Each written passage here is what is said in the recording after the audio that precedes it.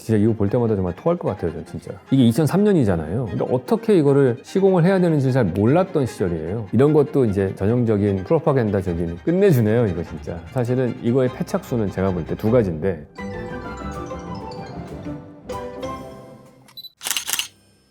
다음으로 류경 호텔 평양이 이거는 거의 뭐 맨날 뽑히는 거죠. 아마 이게 우리나라가 63 빌딩 지었으니까 그거에 대해서 발끈한 북한이 이제 더 높은 걸 짓겠다고 하고서 이제 만든 류경 호텔일 텐데, 저는 솔직히 앞에 봤던 건물보다 얘는 낫습니다. 제가 볼 때 류경 호텔은 심플하고 구조적으로 봤을 때도 높은 건물 짓는데 북한이 가지고 있는 어떻게 보면은 로우테크를 갖고서 높은 건물을 지을 수 있는 방법을 찾아낸 것 같다는 생각이 들어요. 위로 갈수록 인면을 이렇게 잘랐잖아요. 이런 식으로. 산 모양이잖아요. 산이 어떻게 보면 가장 안정적인 구조적인 형태거든요. 그거를 흉내내서 만든 게 피라미드죠. 산은 산인데 약간 단순화시켜서 평면을 사각형으로 만들어서 산을 만든 거가 피라미드인 거고, 이거는 보시면은 약간 높은 산인데 세 면으로 딱 돼가지고 이 각각의 타워들은 사실 서로 의지하는 구조가 되겠죠. 안정적인 구조예요. 위로 올라갈수록 좁아지니까. 근데 이거를 만약에 납작하게 한 면으로 이렇게 좁게 만들었다. 그럼 이쪽에서 불어오는 바람이면 쓰러질 거 아닙니까? 그렇다고 이거를 뭐 네 면으로 하면은 호텔 방들길에 간섭이 심해지겠죠. 근데 이걸 세 면으로 하면은 얘가 120도가 되잖아요. 그러면은 간섭도 좀 덜해지면서 얘를 구조적으로 어느 쪽에서 불어오는 바람이든지 간에 뒤쪽에서 하나가 받쳐주고 있는 거가 되잖아요. 그래서 건축에서 살개라는 거는 되게 안정적인 거예요. 여러분이 다리가 4개인 의자를 만들잖아요. 그러면은 어디서든지 이게 높이가 완벽한 수평이 안 되면은 이 흔들립니다. 하나는 다리가 짧거나 길 수가 있기 때문에 그래요. 근데 우리가 수틀 같은 의자 만들 때 다리를 3개를 만들잖아요.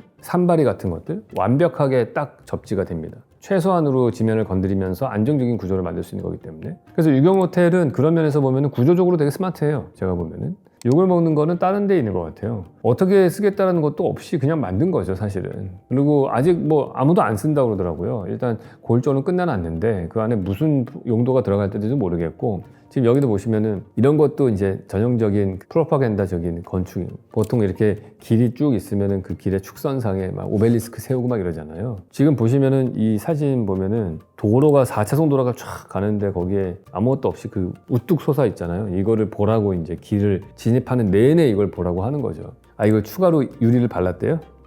저는 오히려 저렇게 유리 파사드 안 하고 지금 여기 보면은 골조만 끝났을 때 상태거든요. 난 그걸로 했으면 더 멋있었을 것 같아요. 제가 만약에 나중에 통일이 돼서 이 건물을 리모델링을 할 수 있게 됐다. 그러면 저 유리 다 뜯어내고요. 이 무르탈한 이 노출 콘크리트를 그대로 두고, 그 다음에 내단열로 해야겠죠. 콘크리트 안쪽에서 단열재를 다시 붙이고, 어차피 인테리어 다시 해야 될 테니까. 면적은 좀 줄어드는 손해가 나겠죠. 그걸 하고 창틀을 최대한 저 구멍 뚫린 거에서 안쪽으로 집어넣을 것 같아요. 유리창이 잘 안 보이게. 그러면은 이게 지금 딱 이 골조 느낌처럼만 보일 거라고. 그림자만 딱 떨어져가지고 어둡게. 옛날에 제가 그런 얘기를 한 적이 있어요. 우리나라 건물은 골조 올라갔을 때가 제일 멋있다. 아파트 건물.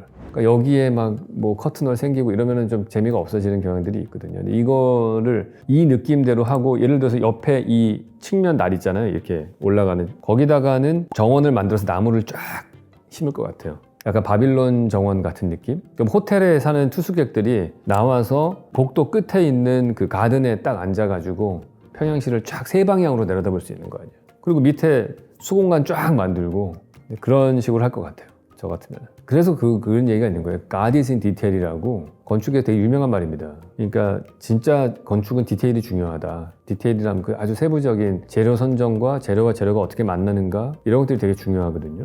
이거는 디테일만 잘 풀면은 이 상태에서도 되게 멋있는 건물이 나올 수 있었다고 봐요. 조금만 손을 보면은. 다른 앞에 것들은 저는 대책 없다고 봐요.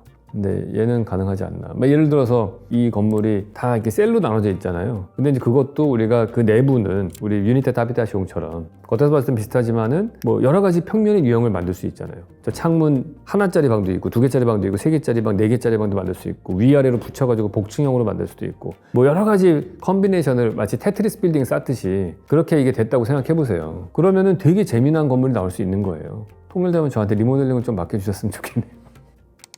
예, 그거 제가 볼 때는 브루스 칼리파에서 하고 나서 따라한 게 아닐까 싶어요. 근데 생각해보세요. 이거를 미디어 파사드를 이걸 하면은 우리가 브루스 칼리파 보면은 그 주변에 막 레스토랑이 있고 그걸 바라보는 사람들이 쫙 있잖아요.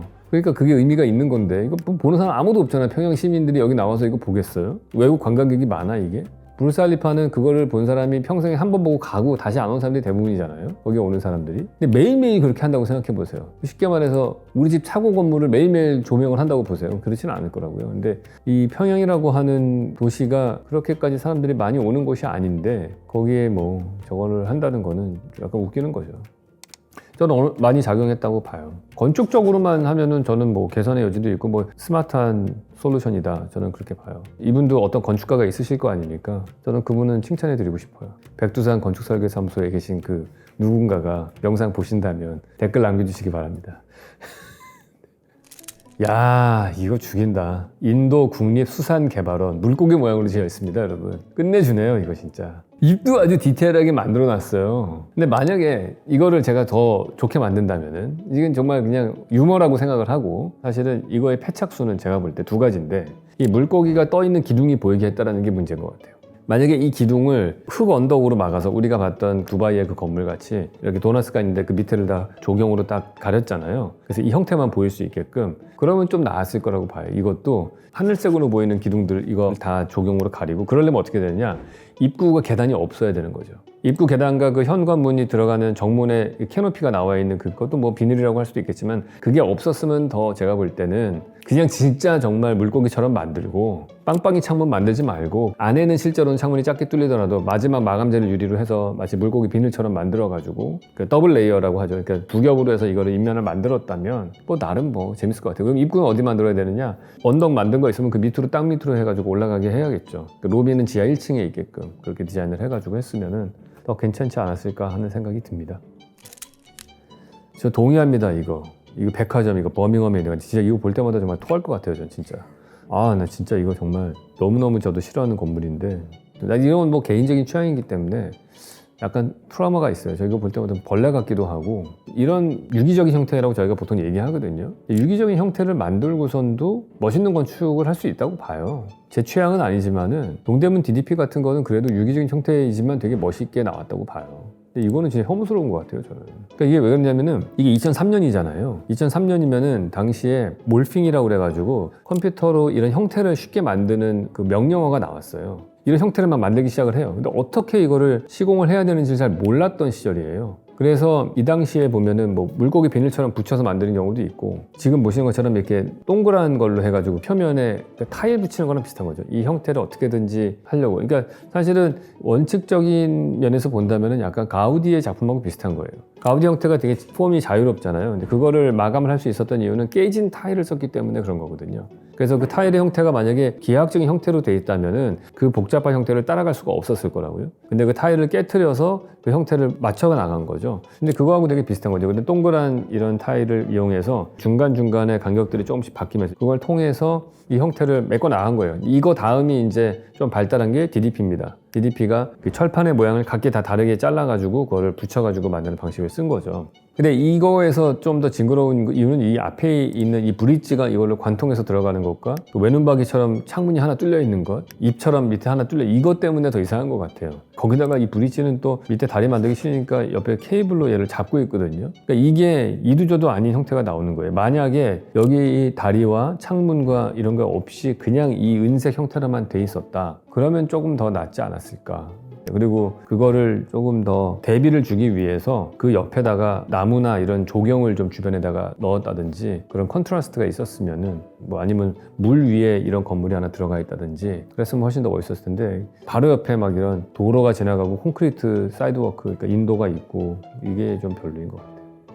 네, 오늘 최악의 건축물들이라는 리스트로 한번 이야기를 나눠봤습니다. 너무 부정적인 얘기를 하면은 사실은 별로 안 좋아하시는 분들이 많으신데 이런 얘기를 통해서 우리가 반면교사를 삼아서 이런 것들은 왜 안 좋게 평가를 받는지 이런 거에 대해서 한번 이야기를 나눠봤고요. 물론 이 해석은 저의 주관적인 해석이기 때문에 건축이라는 거는 사실 정답이 없습니다. 결국에는 건축주 마음에 들면 지어지는 거거든요. 이게 딱히 어떤 것이 정답이다라고 말할 수 없어요. 우리는 과학자들처럼 이렇게 수학적으로 증명할 수는 없거든요. 이게 뭐 물리학자나 수학자들 같은 사람들 나중에 다른 증명이 나오면 이론이 전복되기도 하죠. 건축은 더욱더 그래요. 이거는 사실 뭐가 옳고 그른 게 사실은 명확하게 말할 수는 없는데 결국엔 뭐가 답을 해주느냐 시간이 지나면은 좀 증명이 됩니다. 어떤 경우에는 이런 어글리한 최악의 건물들도 시간이 지나면은 또 높게 평가받기도 하죠. 에펠탑 같은 경우가 대표적이라고 할 수 있겠죠. 근데 이것들은 아닌 것 같아요. 에펠탑은 제가 말씀드렸다시피 재료가 하나로 돼 있지 않습니까? 그런 경우라면 괜찮을 텐데. 그리고 구조적인 미학이 있잖아요. 세월이 지나도 살아남는 거는 구조적인 어떤 합리성이 보인다든지 아니면 재료가 통일되어 있다, 이런 것들이 갖춰져야 되거든요. 그런 면에서 보면은 아까 유경 호텔 같은 경우는 돌출 콘크리트만 돼 있으면 재료도 통일되어 있고 구조적인 합리성이 보이기 때문에 그게 가능할 것 같다. 그 외의 것들은 일단 재료가 너무 난잡하기 때문에, 그리고 형태가 구조적인 합리성도 거의 없기 때문에 웬만해서는 시간이 지나더라도 욕을 먹을 것이다, 저는 그렇게 생각을 합니다.